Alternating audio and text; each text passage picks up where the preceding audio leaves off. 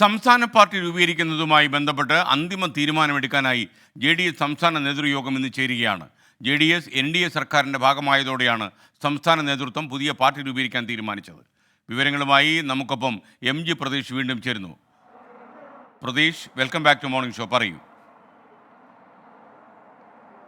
SKN ദേശീയ തലത്തിൽ JDS NDA മുന്നണിയുടെ ഭാഗമായതോടുകൂടിയാണ് സംസ്ഥാന നേതൃത്വം വെട്ടിലായത്. HD കുമാരസ്വാമി കേന്ദ്രമന്ത്രി ആയതോടുകൂടി ഇടതുമുന്നണിയിൽ നിന്ന് തന്നെ വലിയ സമ്മർദ്ദം JDSന് ഉണ്ട്. പുതിയ പാർട്ടി രൂപീകരിക്കുന്നത് അടക്കമുള്ള ചർച്ചകൾക്കാണ് ഇന്ന് JDS നേതൃയോഗം തലസ്ഥാനത്ത് ചേരുന്നത്. പുതിയ പാർട്ടി പ്രഖ്യാപിക്കുമോ എന്ന കാര്യമാണ് എല്ലാവരും ഉറ്റുനോക്കുന്ന കാര്യം. നേരത്തെ തന്നെ CPIM ഈ ദേശീയ തലത്തിൽ NDA മുന്നണിയുടെ ഭാഗമായ പാർട്ടി സംസ്ഥാന തലത്തിൽ ഇടതുമുന്നണിയിൽ തുടരാനാകില്ലെന്നൊരു നിലപാട് വ്യക്തമാക്കിയിരുന്നു. ഇതിന്റെ കൂടി അടിസ്ഥാനത്തിലാണ് നേതൃയോഗം ഇന്ന് ചേരുന്നത്. പുതിയ പാർട്ടിയിലേക്ക് മാറിയാൽ നേതാക്കൾക്ക് കൂറുമാറ്റ നിരോധന നിയമപ്രകാരം അയോഗ്യത വരും. അതുകൊണ്ട് തന്നെ ലയനത്തിലൂടെ പുതിയ പാർട്ടി രൂപീകരിക്കുന്ന ഒരു നിർദ്ദേശം അല്ലെങ്കിൽ അത്തരത്തിലൊരു ആലോചനയാണ് നിലവിൽ സംസ്ഥാന നേതൃത്വം ആലോചിക്കുന്നത്. സംസ്ഥാനത്തെ മറ്റ് ചെറു പാർട്ടികളുമായി ഇതിനോടകം തന്നെ ചർച്ചകൾ നടന്നു കഴിഞ്ഞു എന്നതാണ് ലഭിക്കുന്ന വിവരം. അങ്ങനെയെങ്കിൽ ഇന്ന് ചേരുന്ന നേതൃയോഗത്തിൽ ഇതുമായി ബന്ധപ്പെട്ട് വിശദമായി ചർച്ച ചെയ്യും. അതിനുശേഷമായിരിക്കും